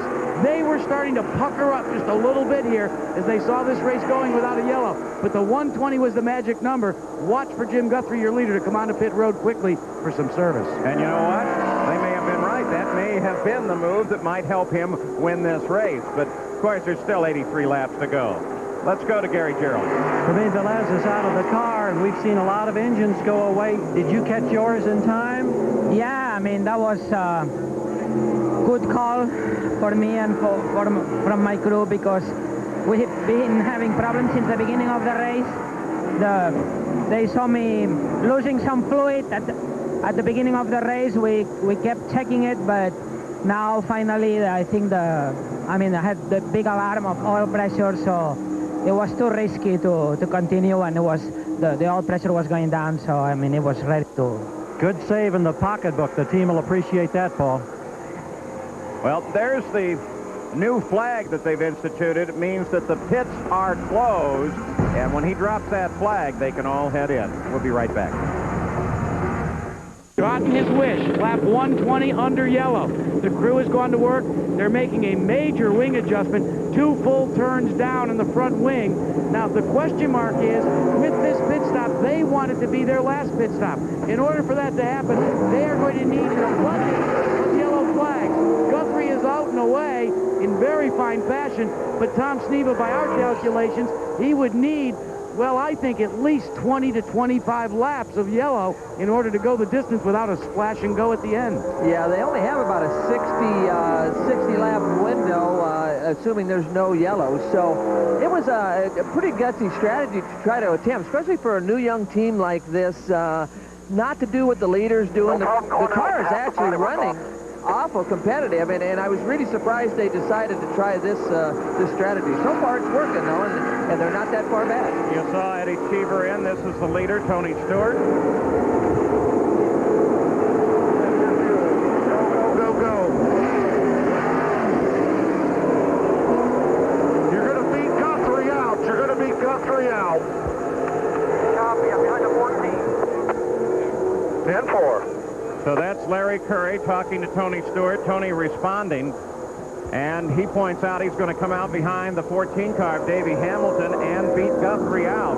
Good job, guys. Another good stop, guys. Eddie Cheever, the winner of the last race, Walt Disney World. Out of the car. By the way, talking about Guthrie, he ran 79 laps between pit stops, but 37 of those were under yellow. That's the kind of scenario he's going to need to do it again, isn't it, Tom? Yeah, it is, but I'm not sure there's 37 yellow laps left in this race, because we've got about half the field we started with, so it's going to be interesting. It's going to be fun to watch. Let's see what happens. 12 cars left running. Next Sunday at 3 o'clock, 2 Central, Ted Williams, A Baseball Life, presented by Mobil 1. The story of his childhood, his amazing baseball career, and his remarkable military career. Now let's go to Jack Arute. Well, the last time we talked to Eddie Cheever was in the rain in his first victory. What put you out of this one, Eddie? I had engine problems right from the beginning. We had an oil pressure that kept on dropping. Oil temperatures kept on going up. So in the end, it just wasn't worthwhile to risk breaking the engine. It's a pity. We're running a very conservative race. We were getting ready for the end rush, as it turns out to be, that all these IRL races are. But this wasn't our day today. With a first-plus team, the way you have set it up as an owner and a driver, and you know that you've got some engine problems going into the biggest race of the year, the Indianapolis 500, what do you try and do, you and your crew? Well, we've run every every race and every time we've run this year, we've done it conservatively because there aren't that many Oldsmobile engines to go around because they're just building them. So we have been focusing on the Indy 500, and we're stopping here right now because it is saying, I'm about to die. And we're telling it, okay, we'll bring you home and try to fix you in time. So we have more inventory for the 500, but I don't make that decision. The engineers, the crew chiefs make it. When they say it's time to pull the plug, they earn the big bucks for that. It's time to pull the plug.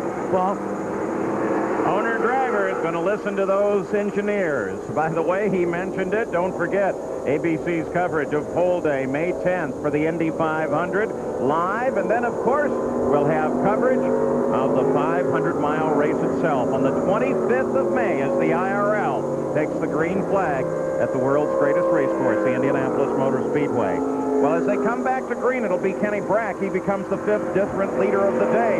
We've had 8 lead changes thus far. Yeah, we've had a lot of lead changes. It was interesting listening to Eddie talk. You know, as an owner-driver, sometimes you're a little more conservative, and you've got a driver with a lot of experience. So probably a wise decision. Take a young driver that's driving for a big bucks team, and he wants to be out there, and he wants to race to the very end. But probably a smart thing that the Cheever group has decided to do. And with Eddie Cheever out, there are now 11 cars on the track. There's Jim Guthrie. He'll come back to the green flag in 5th place and try to run all the way to the checker without touching the pit. Stewart, he's in 4th place. First is Brack, and then Marco Greco. We'll be right back.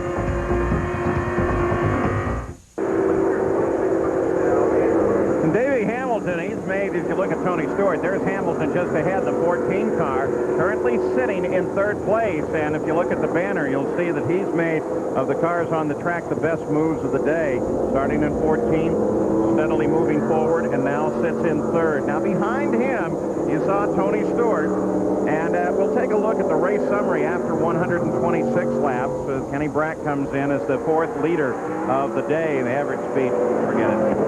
Nothing we even want to talk about with all of the yellows. Out after 126 laps, started the day with Lyndike, Lazier Miller, Jarrett Schrader with that accident that also took fuel out, Scott Goodyear, Scott Sharp, Billy Rowe, Fermin Velez, and then most recently Eddie Cheever. We expect now just 1 lap, and we should be back to the green flag. Let's look back there. There is Tony Stewart in the Menard Glidden car, and he's led much of this race. I know. 1 back from him, right behind him, not on the track, but in numbers, is Jim Guthrie, separated by 1 car. Yeah. Actually, that's Larry Curry. That's Larry. The guy that you hear on the radio with him. Okay. They're talking about it. Well, ask Leon. Then the next question is, how much fuel does it take to run 17 laps?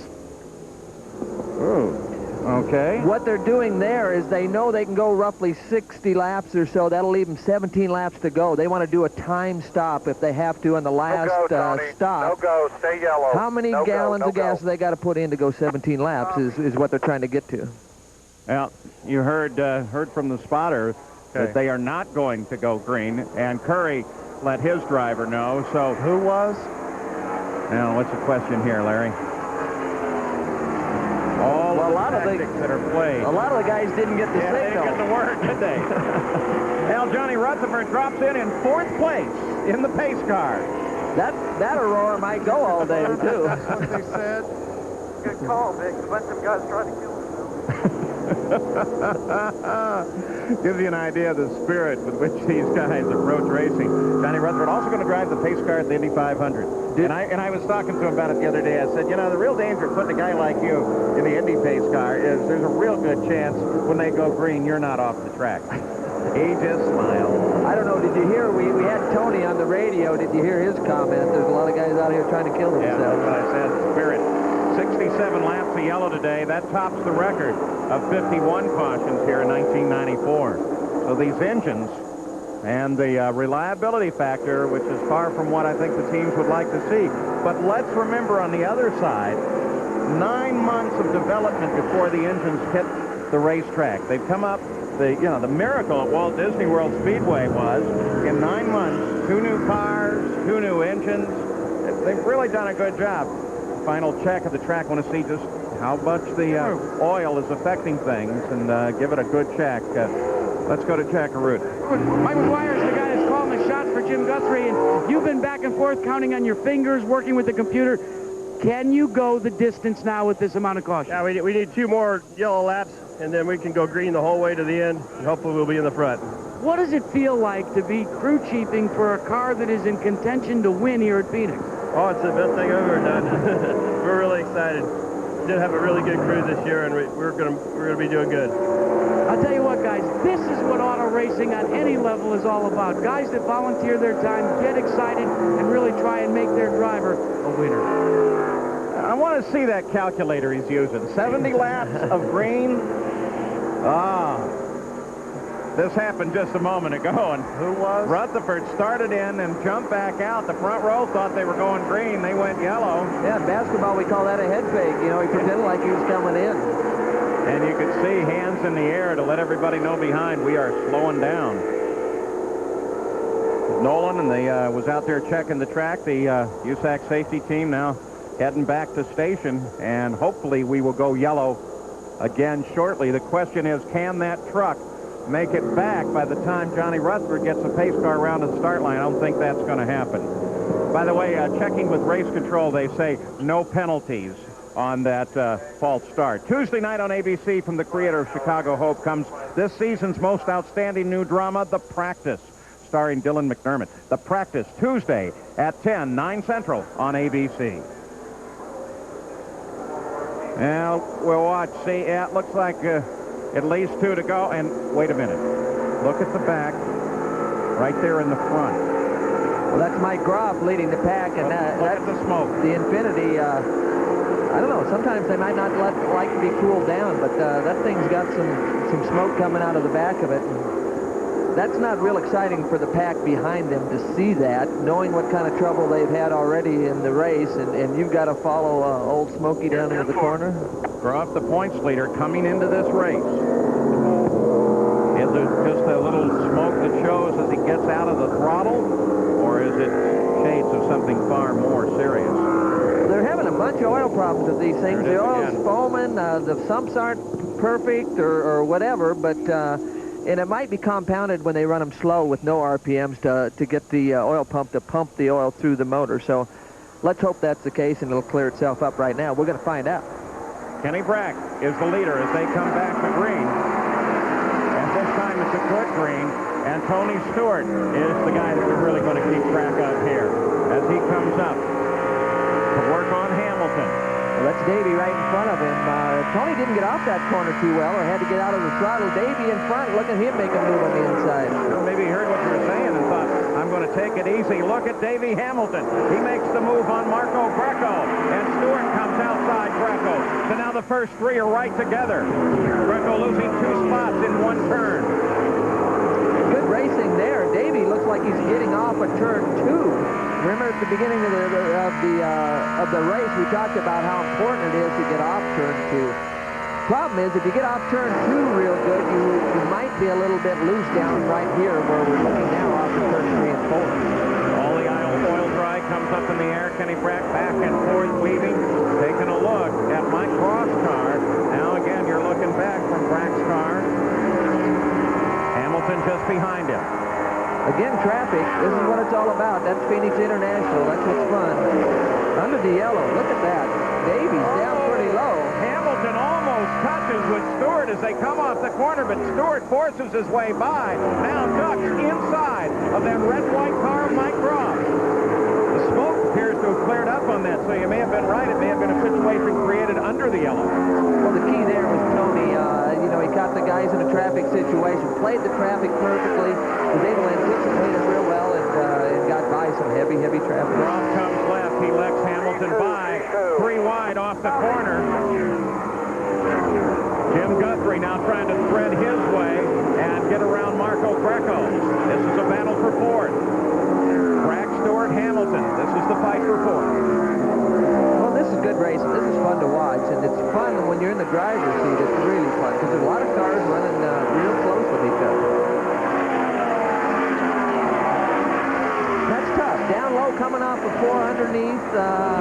Guthrie's car's got to be getting the power down real well because it's tough to pitch it off a turn 3 and 4 like that and keep the pace up, keep the throttle down. And now race control is going to show the black flag to Mike Groff to call him in, make sure that that isn't a serious problem that is going to precipitate further problem on the racetrack. So again, the black flag, not a penalty, but a consultation flag. Bring that car in. We need to look at it.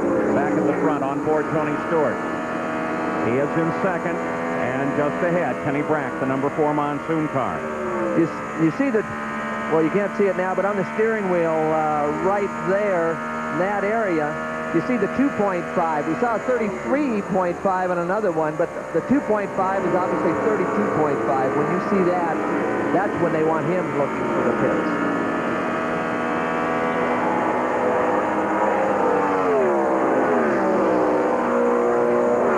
Battle at the moment is at the front as Tony Stewart tries to run down Kenny Brack. Well, he'll catch him. He's not catching him as fast as a lot of people were thinking that he was going to catch him, but once he gets there, it'll be fun to watch and see what happens. The real question is just behind Stewart, and that's Jim Guthrie. What a wonderful story he turned out to be this weekend. Mortgaged everything. He's up to the hilt in debt. If he wins this race and the winner's share of the over $1 million purse, he'll still be $85,000 in debt at the end of the day, but a lot happier. 3 years from the start of the drive of these kind of cars to the front row. Well, look. You're looking at Jim Guthrie as where he's been relative to the leader, and he's closing in. Well, that's what's fun to watch. He got caught in traffic a little bit, but since they've been clear, he's actually closing the gap on Tony Stewart. So the last pit stop, I'm not sure we all saw it, but they made a big wing adjustment to the front of that, adding front downforce, and obviously it's balanced the car better, and Guthrie looks to be as quick right now as Stewart is, and they're both gaining a little bit on Brack. Stewart continues to try and stalk down Brack. Let's go to Gary Terrell. On the Mike Groff situation, he acknowledged the black flag came in. The officials for IRL at the back of the car said he was okay. The crew refueled, gave him new tires. Mike Groff is back on the 1 mile oval. And back out into 8th position. Stewart now right behind Brack. And closing. Just reeling them in very slow. 6/10 behind at the line. Well, the only reason it's real slow is because Tony can't go any faster. So if Tony could get there quicker, he would have. And it just shows that all 3 of these cars are running real similar to each other, and that's what's fun. And that was the goal of this IRL series, to try to close the gap, equalize the playing field.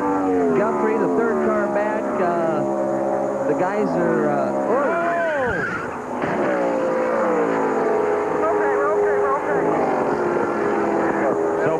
Catches the wall, the leader of the race. Tony Stewart radios were okay. The yellow comes out. He was running about 157-mile-an-hour average when he got into the wall. Well, that thing jumped sideways awful fast. I don't know, again, if that's a motor problem, but we probably have a replay of that, and we'll try to chase that down. So Kenny Brack's car stamps around. He catches the wall on the entrance into turn 4, and Stewart becomes the leader. Brack led for 24 laps. Wonder why it snapped so fast. Well, it's got to be, you know, after seeing what we've seen, you'd have to look at the motor situation, but first glance, it didn't seem like there was any oil leaving the car. It just jumped sideways. The car hit pretty hard, too. Here, we'll look at it again. He's the car on the left of the screen. Yeah, just entering the corner, just as he tried to turn it in a little bit, it just jumped sideways. Again, I didn't see a whole lot of smoke or anything out the back of the car. So not that heavy an impact, really, as he rides the wall. It caught with the back end. Well, it's back, but it slapped it pretty good. You can see him just turn in right here, and the thing just jumped sideways. I don't know if he's a little high on the entry, maybe, but I'm sure that surprised him. Was that oil dry dust, or was it something else that we saw just before he started to spin there? We'll look at it again and try to find out. 10 cars running. By the way, race control says Kenny Brack is okay as he's climbed out of the car. Or not out of the car, apparently okay. Guess I've just talked to him, and he says, I'm okay. Well, I'd just like to sit here a minute and think about this one. Right at the first, a lot of it's adrenaline flow. Yeah, there but he he's is. walking around. Fine. That's good. But, of course, the rule is when you touch the wall, you're going to go visit Dr. Bach and company. Yeah, you get to ride in the meat wagon. All right. Tony Stewart is the leader of the race. Gary, what's the fuel situation there? Well, we just talked with Larry Curry and said, will you bring him in to top him off under this yellow? And he says, I think we will. We're trying to assess how long the cleanup may take. I think they're just going to play a waiting game, much like they did the last time. They came in without any warning while we were in a commercial break on that last time, just to jump in and perhaps catch the rest of the field by surprise. But we think Stewart will come in to top off. If he does that, he's going to give fourth position away to Guthrie, who's currently in second. Here it is. This is from the back of Brack's car. Again, you don't see any smoke. Maybe just a little bit there right at the very end, in contact right at the camera lens. He's going to pay for that camera, too. Well, we don't give those things away, do we? The smoke out the back, though, I really couldn't tell if that was tire smoke as the car jumped sideways or if that was an oil situation. It definitely became tire smoke. Now let's look at the front view from Tony Stewart's. Maybe this will tell you something, Tom.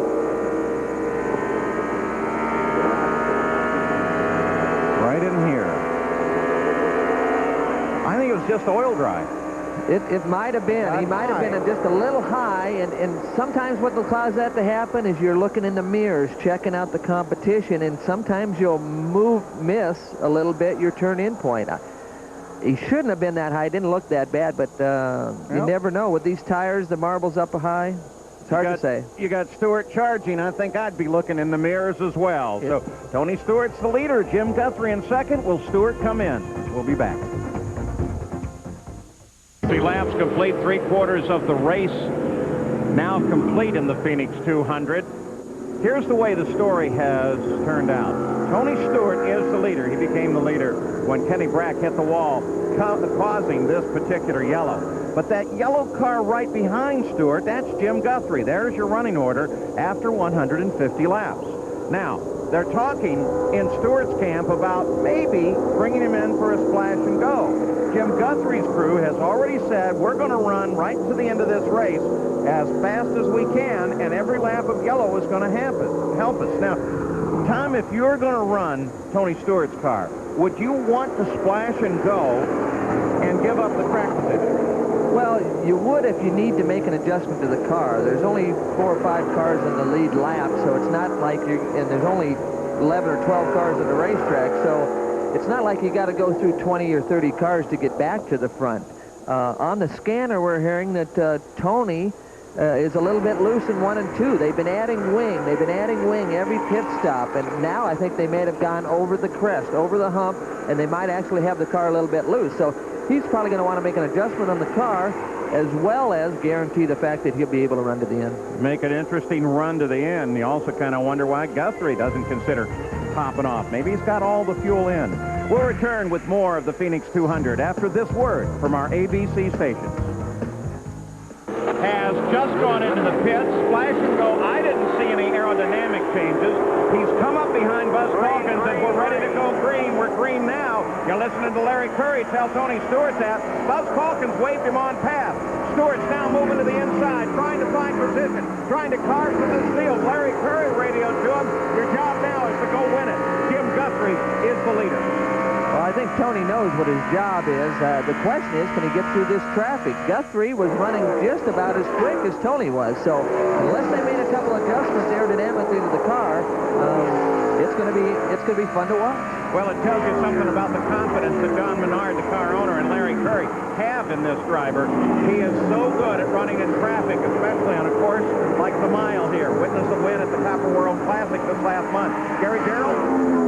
On Tony Stewart's stop, no aerodynamic changes, but we believe they made a tire pressure change on the right front side, Tom.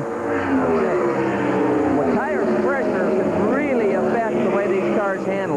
Stagger at the rear, number 1, the air pressure in the right front. You can change the spring rate substantially just by adding a pound or 2. So they've obviously adjusted the car handling-wise, and let's see if it's going to pay off.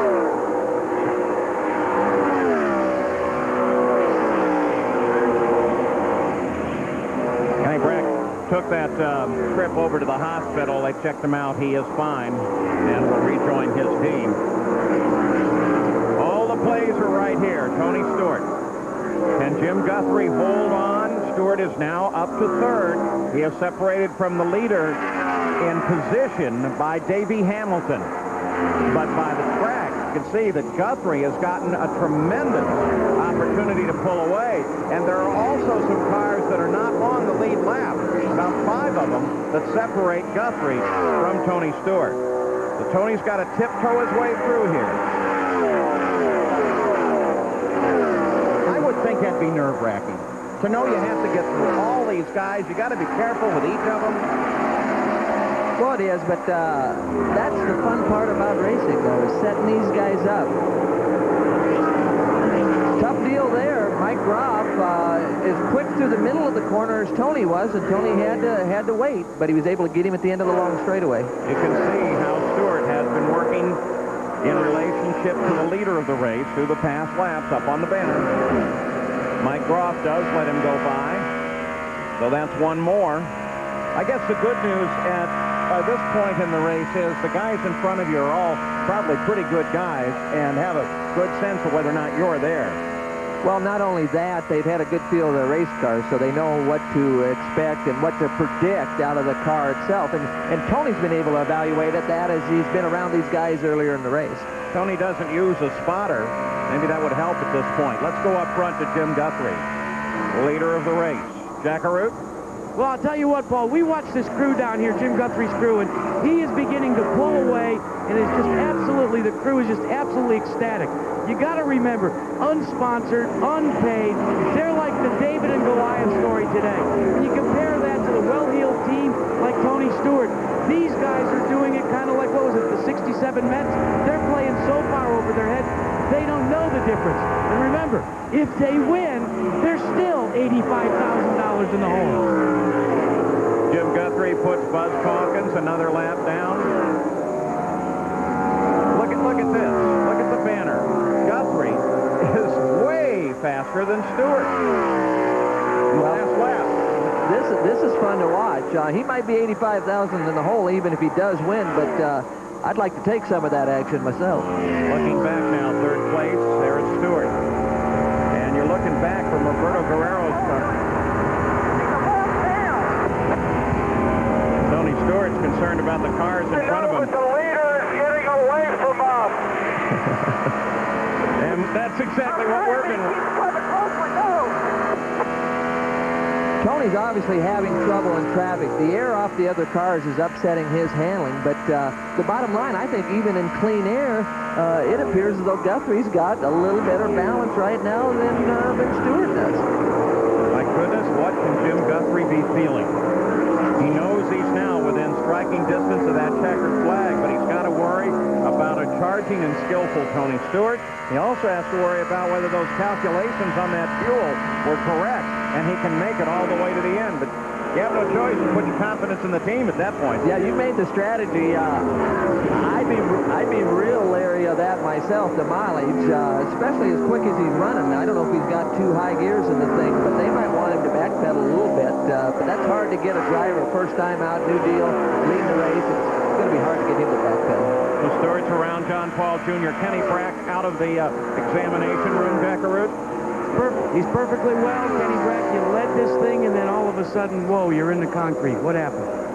Well, I thought I had it under control, but obviously I didn't. So, you know, I turned into 3, and the car went suddenly oversteer, and nothing I could do about it. You know? So that was the end of the run. Driving for Team Gallus and the Monsoon people, what are your impressions of these IRL cars? First of all, I got to say thank you to my team because it's a great team and they helped me a lot. I mean, you know, their strategy in the race and their knowledge is very helpful to me, and I like these cars and it's a great series. He's on to Indy with these guys. Driving for Rick Gallant. He, of course, started racing in Formula 3 in Sweden. Kenny, you know, like you say, it surprised him, and again, that happened right where Billy Rowe lost that motor just a few laps before, so that could have been an oil dry, an oil situation. He was just a little bit off the groove, a quarter of a width of car length too high, and it surprised him. on board with Stewart. Thinking about Guthrie, who pitted on lap 120. Since that time, there have been 20 laps of caution. Is it enough? I don't know. It's going to be fun to watch. Here's a team that hasn't had much testing, so I can't believe that they know for sure what their mileage is and how far they can go on these segments. It's going to be fun to watch, but Tony's got more problems than that. Stewart himself is actually losing ground right now to Davey Hamilton. Well, we're at the Phoenix 200. For those of you that have turned in for ABC's World News Sunday, this race is running a bit over the scheduled time, but we'll have World News Sunday just as soon as the race is over for many of your stations there. And a great race it is if you've just tuned in. The 27 car is Jim Guthrie. Never sat on the front row in the Indy Racing League. He sat on the front row here, great qualifying, and now is leading the race. His car, as you can see, is unsponsored. He's mortgaged everything. He's put his entire future at risk just to give this a shot. And look at it pay off for him. Now, the other side of the story is in third place right now is Tony Stewart, who logically ought to be able to catch him. Best team, one of the top drivers, a man who has led laps in all but one of the IRL races, but has never won. That nemesis may be biting him again. And saddled in the middle in second place is the 14 car of Davey Hamilton, who is driving for A.J. Foyt, sitting about 9 seconds back from Guthrie with 25 laps to go. We're watching Stewart and seeing whether or not he can come forward, but he's not making a lot of headway. No, he isn't. And what's a little bit interesting is Jim, the leader, actually is in a Dallara car. We haven't talked much about the chassis. The second place Davey Hamilton have switched from the Dallara to the G-Force chassis because in testing right here at Phoenix, they felt the G-Force was a little bit better. So we've got Guthrie in a car that A.J. Foyt thought wasn't quite as good as what he's using right now, and he's out front driving away from these guys. You can see on the banner that Hamilton is not really making up any time on the leader of the race as we track it through the last 5 laps. All right, let's take a look as they head for the line. There is Jim Guthrie. He is the leader of the race, and we'll take a look back as they come to the front side, and that'll give us a good visual idea, not a clock, but a good idea of the difference in the position. Guthrie comes across the line. There comes Hamilton. There he is, coming off a 4, and now we look back for Tony Stewart. There he is. You can hear it. And there's Jim Guthrie. Now, what's Stewart saying to his pit? It's getting worse, and he's all the way to the end of his adjustments on his sway bar. We got a spin down in turn 3. Yellow, yellow, yellow. Jim Smith, teammate. And catches the wall hard. For Sam Smith, my fault. Copy. You see that cross yellow on the red flag? That's them telling them that the pits are closed. Oh, and look at that. Look at the wall. There's a hole in the thing. Now, here's the question. What are you going to do? You've got a legal race in. Are you thinking of calling it with 21 miles to go? You got that much damage? Can you get it done in time? Well, the first thing we need to do is check out Sam, because when you make a hole that big, that's hard on the driver. So let's figure that part out first. Now, the crew's right there, ready and able to help. And the rest of the field slowed down. Quite a bit of oil would be on the track in that area, too, which is also going to need scrubbing. You're watching Davey Hamilton. Right in front of Davey. Right in front. Wow. Backs hard into the wall. Wow. Is that the tire with the hub carrier that came off? There had to be something else happen there. Something on the right rear was left the car to cause it to get sideways. So that tire came off before he hit anything. Smith was running 6th at the time of the incident. Well, but Smith, a teammate, obviously, to the leader right now. Hub carrier is on the right. It looks like the wheel might have just came loose. I thought I saw something else there when we looked at the slow-mo. And as you can probably say, no, you didn't, Paul. No, you didn't. Again, the show of fire is just the oil that sprayed onto the track, and then when the car scraped across the surface and sparks came out, well, that oil lights up. Report is that tire just came off, that one that's rolling down the edge of the track there. Okay. So we can... That fire, Paul, might have been magnesium as a thing. You can see the tire right here, right there. It's already off the race car. It's not hooked to the upright, and it's leading the car into the fence.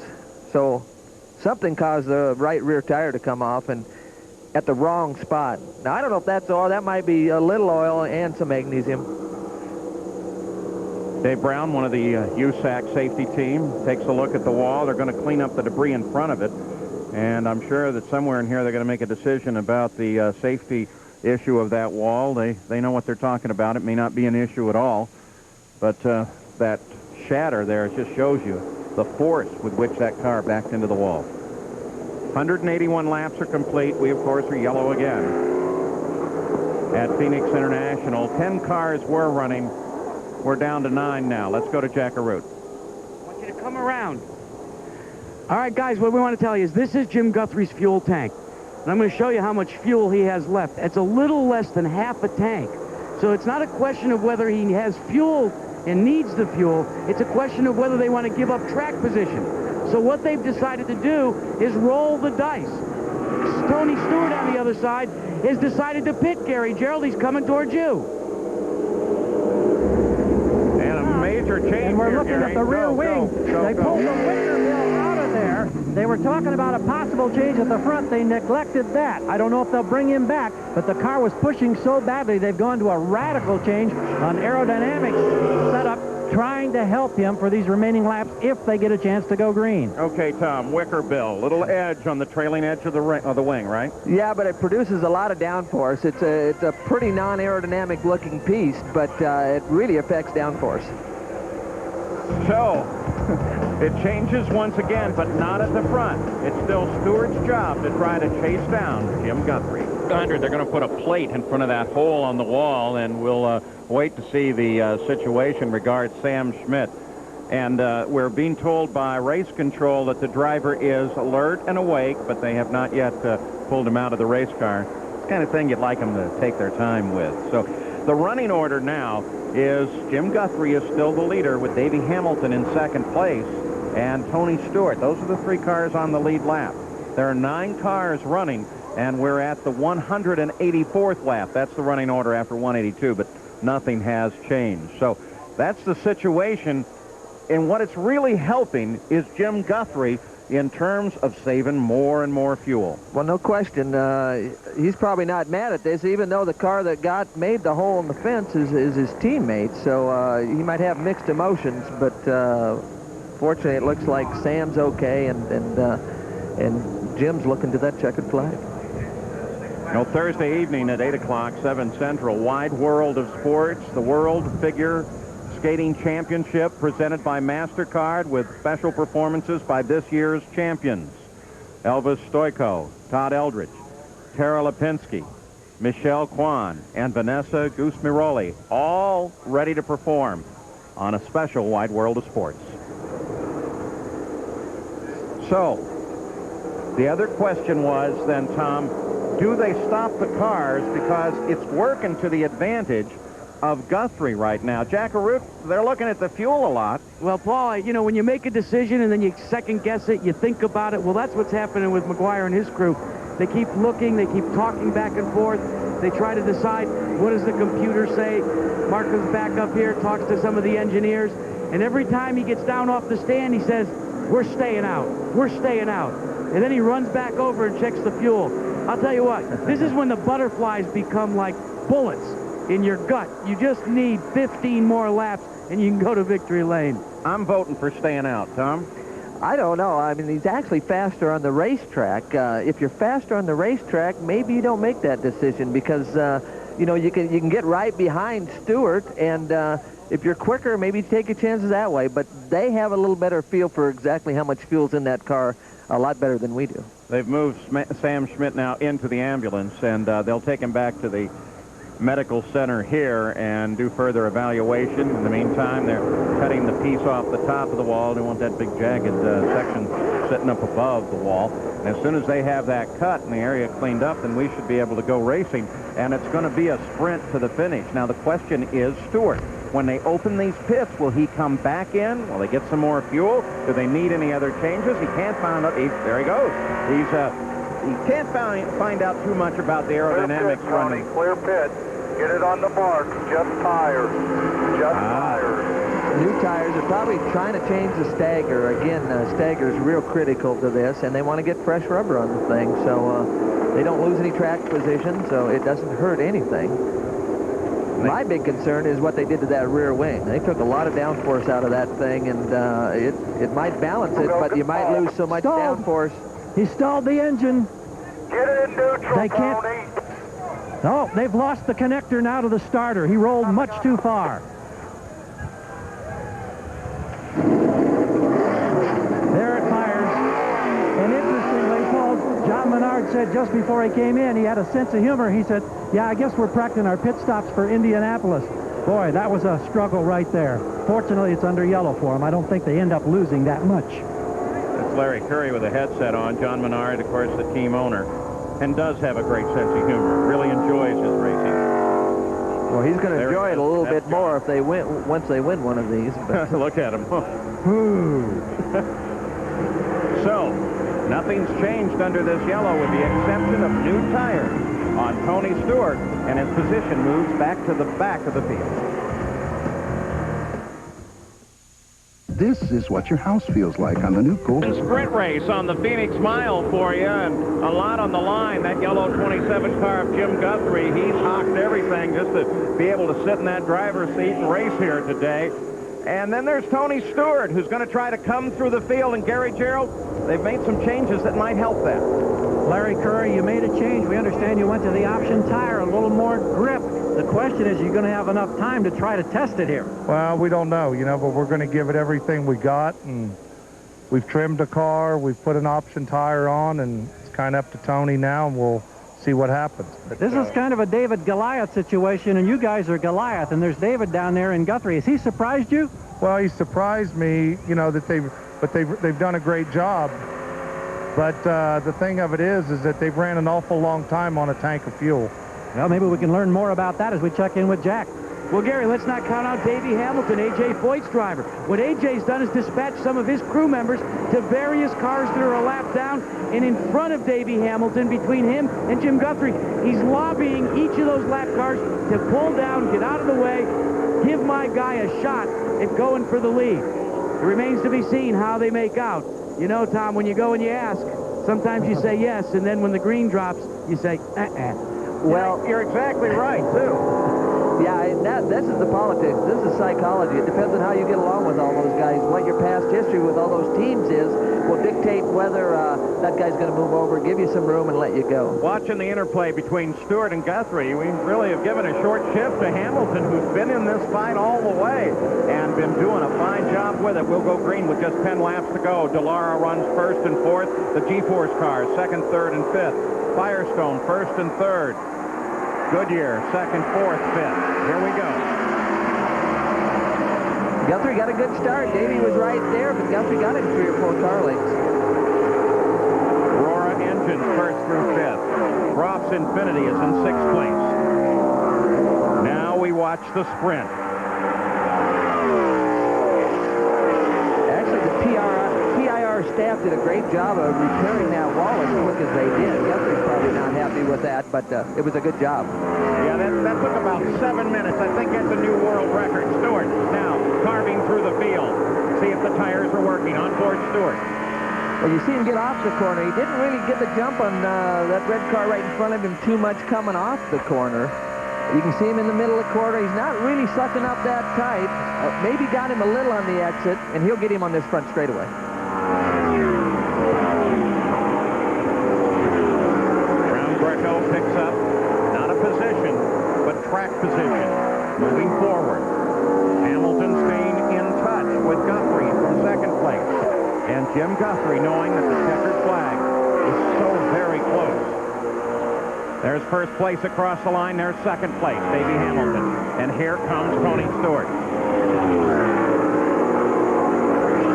7 laps to go. I don't think they got enough time. Now fuel looks like it's going to be the issue.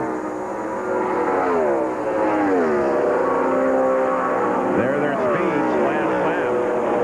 Guthrie has got the edge there. That speed on Stewart has got to be screwed a little bit by traffic or something, because he's gaming on Davey. He's right there after Davey. Well, Stewart now charging on Davey Hamilton. Gets on the outside. Going into 3. If he can hold that line, he's got him. He's got him. No question. Yeah, Davey just looks like he almost let him go, or Davey's having a handling problem. 5 laps to go now.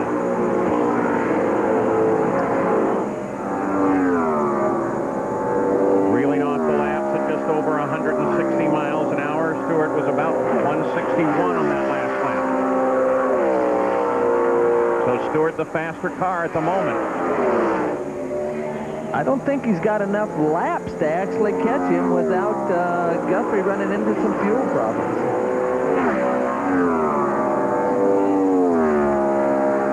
Well, he's not going to give it up.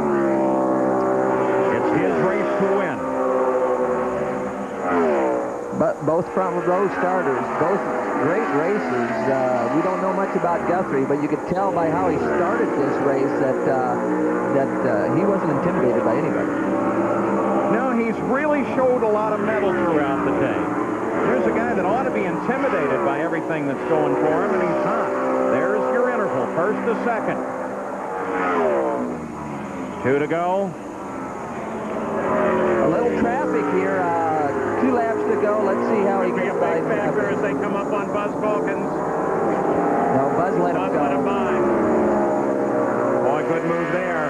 But Stewart's right there in closing. He's going to be on top of him on the final lap. White flag out, Paul. There it is, 1 mile, 1 lap to go.